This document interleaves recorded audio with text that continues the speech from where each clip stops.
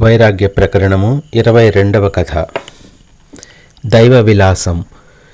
నియతి, కృతాంతుడు, కాలుడు, మహాకాలుడు వీరి సన్నివేశమే ఈ జగత్తంతా.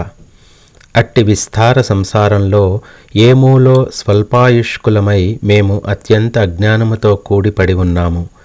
శరీరధారులమై ఈ దృశ్య ప్రపంచములోనికి ప్రవేశించియున్న మేము దైవము అనబడే ఏమాత్రం గ్రహింపశక్యం కాని ఒకానొక శక్తిచే మోహితులం అవుతున్నాము.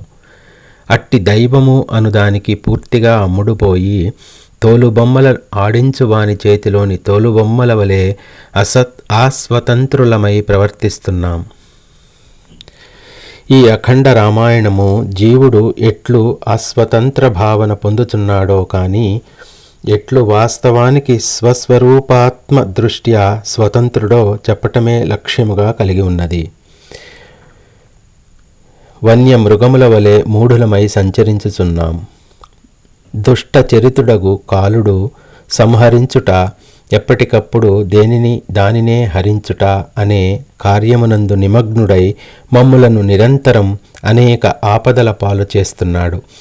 ఇక మేము తరంగాల వెంట పైకి క్రిందికి తేలియాడుతూ కదులుచుండే కొయ్యల వలె కాలప్రవాహంచే దాని ఇష్టమును అనుసరించి దొర్లించబడుచున్నాం. ఎంత ఆలోచించినా అర్థం కానట్టి దైవము అనబడు విషయం గురించి అత్యంత భయపడుతూ బ్రతుకుచున్నాం. మేము కల్పించుకున్న మా దురాశలే మమ్ములను అగ్నిజ్వాలల వలె దహిస్తూ దైవము అనే దానికి దాసోహం చేస్తున్నాయేమోనని అనుమానం. మా బాల్య యవ్వన వార్ధక్య దశలన్నీ అవిచక్షణాపూర్వకమైన అర్థం లేని అనేక యత్నములచే గడిచిపోతున్నాయి. ఏవేవో భయాలు, ఆశలు, ఉద్వేగాలు, మూఢత్వాలు మమ్ములను అణిచిపెడుతున్నాయి. చివరకు జరాపతితులమై కాలునిచే మృంగబడుచున్నాము. ఈ కాలునికి ఉచితానుచితములు ఎక్కడ? సద్గుణుడు దుర్గుణుడు కూడా అతనికి ఒక్కటే.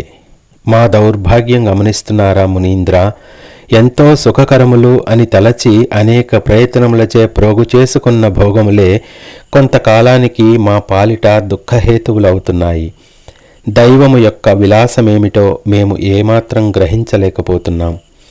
ఒక్కసారి ఈ లోకాలన్నీ పరిశీలించి చూచినప్పుడు ఇవన్నీ దుఃఖకరములేనని నాకు అనిపిస్తున్నాయి. ఏవేవి పొందిన తరువాత ఈ జీవుడు నేను సుఖిస్తాను అని అనుకుంటున్నాడో అవన్నీ లభించినా అతడు ఏ వాస్తవమైన సుఖమును పొందకయే పోతున్నాడు. ఏది ఎట్లు జరగబోచున్నదో అదంతా దైవము యొక్క ఆధీనములో ఉండగా జీవుడు దేనిని గురించి సంతసించగలడు చెప్పండి? అయినప్పటికీ అతనిలో ఏదో పొందాలనే తపన మాత్రం ఉండనే ఉంటోంది.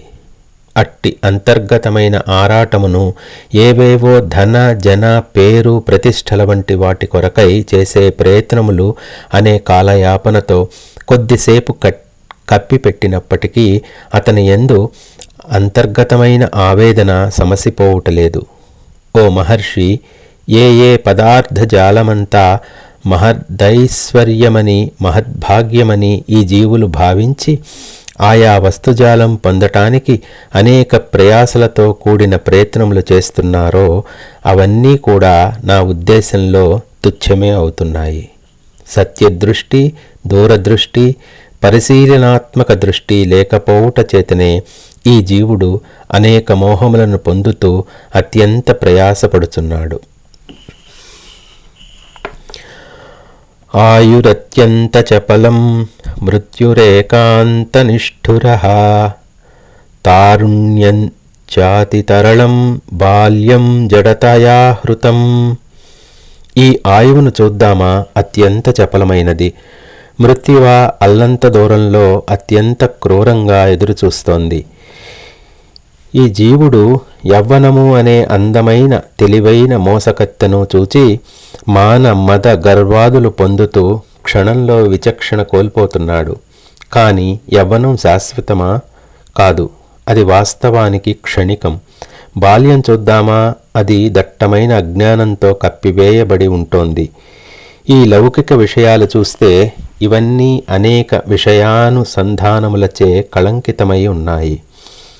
ఈ బంధువులు, ఈ మిత్రులు, ఈ స్వజనులు, ఈ పరిజనం, ఈ పరిచయాలు ఇవన్నీ బంధాలే కానీ వాస్తవమైన సుఖమును, ప్రశాంతతను ప్రసాదించేవి కావు. ఈ భోగములు మహారోగముల ప్రతిరూపములు మాత్రమే. ఎప్పటికో ఎక్కడో ఏదో పొంది సుఖించబోతున్నాను అను రూపము గల వ్యవహారమంతా జింకదాహంతో పరితపిస్తూ అల్లంత దూరంలో కల మృగ తృష్ణాజలం చూచి గంతులు వేయటం వంటిదే. ఈ దైవము లేక కాలగతి యొక్క చర్యలు ఎంత ఆశ్చర్యంగా, చమత్కారంగా ఉన్నాయి. ఇంద్రుడంతటి వాడు కూడా మృత్యుముఖమున పడుచున్నాడు. సర్వమును నిర్దేశించే యముడు నియమించబడుచున్నాడు.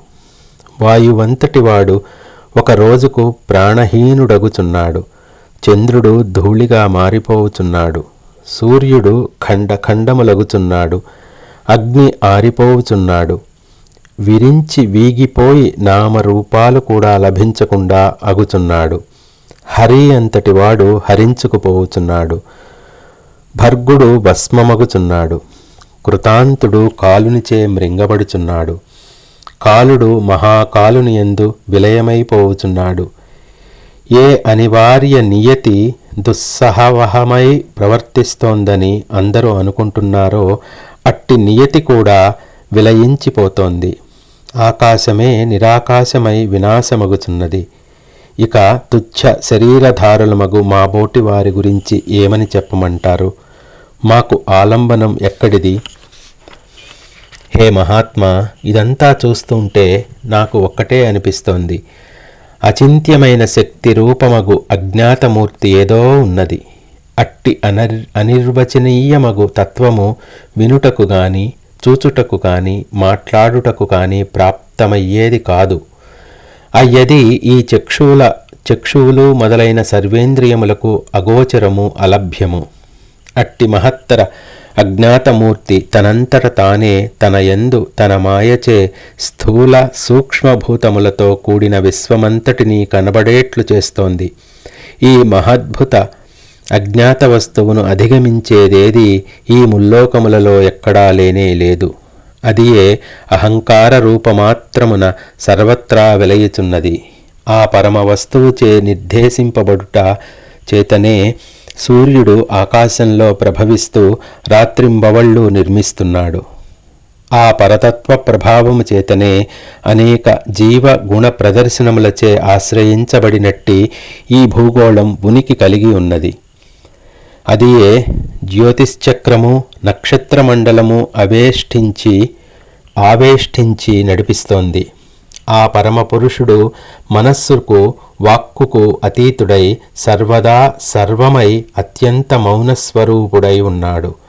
ఆయన తన తలుపులతో సంకల్పించినంత మాత్రం చేతనే స్వర్గమున దేవతలు, భూలోకమున ఈ మనుష్యులు, పాతాళలోకమున పాములు ప్రతిష్ఠితమవుతున్నాయి. దురాచారి అయిన మన్మధుడు కూడా ఈ ప్రభువు యొక్క అనుగ్రహం చేతనే బలిమిని సంపాదించి ఈ లోకులను ఏలుచూ తన పరాక్రమం ప్రదర్శించుచున్నాడు. లేకుంటే అతడు వసంత ఋతువులో పుష్పభరిత ప్రకృతి సమేతుడై మనస్సులను చెలింపజేయగలుగుతాడా? చిత్రం. ఈ విధంగా ఆ అప్రహత అజ్ఞాతమూర్తి నుండి శక్తిని పొందిన మన్మధుడు తన దుశ్చర్య ప్రభావం చేత మహావివేకులను కూడా ప్రియాంగనల వ్రేళ్లను, కుచ్చెళ్లను చూచి చిత్తభ్రమ పొందేటట్లు చేస్తున్నాడు కదా. పరోపకారకారిణ్యా పరార్తి పరితప్తయా బుద్ధయేవ సుఖీమన్యే స్వాత్మశీతలయాధియా. స్వామి, ఎవరైతే పరోపకార పరాయణులై ఉంటారో, ఇతరుల కష్టములు తమ వంటివేనని అనుకొని పరితపించుతారో, బుద్ధి బలం చేత తత్వజ్ఞానమును సంపాదించి స్వాత్మయందే రమిస్తూ ఉంటారో, అట్టి మహనీయులే ధన్యులు. వారే ఈ మాయా జగత్తునందు ఉత్తమమైన సుఖమును పొందుతున్నారని నాకు అనిపిస్తోంది. ఇక మిగతా వారి విషయం ఏమిటంటారా? వారి వలన వారికి గాని ఇతరులకు గాని కలిగే లాభమేమున్నది చెప్పండి. ఈ మనుష్యులలో అనేకులు మోహవశం చేత జీవనము అనే మహారణ్యంలో చిక్కుకున్నారు. అనేక స్వకీయ కల్పనలచే దురాచారములచే వేధింపబడుచున్నారు. ఓ మహర్షి, ఈ జనులంతా మరలా మరలా పుడుతున్నారు, చచ్చుచున్నారు, అనేక కర్మలు ఆచరిస్తున్నారు. స్వల్ప లభ్యములచే, స్వల్ప ఆశలచే, స్వల్ప క్రియలచే మరలా మరలా ఆయుర్దాయం వ్యర్థం చేసుకుంటున్నారు. వారు కోరుకునే ఫలములన్నీ చివరికి వారికే ఉరితాళ్లుగా పరిణమిస్తున్నాయి. మూర్ఘపు కార్యక్రమములను ప్రారంభించి వాటి నుండి ప్రాప్తిస్తున్న ఫలితముల నుండి మరికొన్ని కార్యక్రమాలను స్వీకరిస్తూ ఈ విధంగా అనేకసార్లు చేసినదే చేయుచు జన్మ పరంపరలు గడుపుతున్నారు. ఈ దుఃఖములకు అంతు ఉండటం లేదు. అయితే వివేకులు, జ్ఞానులు అయినట్టి వారికి మాత్రం అవిద్యాజనితమైన సర్వకామ్య కర్మములు, వాటి ప్రయోజనములు తుచ్చంగానే ఉంటున్నాయి. ఈ ప్రపంచంలోని అమాయక జనుల యొక్క సంచార వ్యవహారమంతా గమనించారా మునీంద్ర?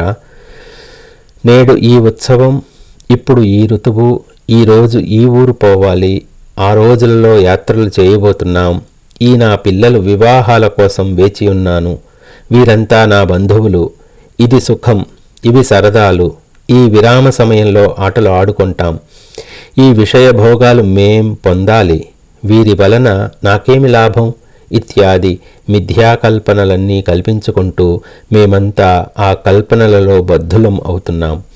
చపల చిత్తము విజృంభిస్తూ ఉండగా ఏది సత్యమో ఏది నిత్యమో గ్రహించలేకపోతున్నాం.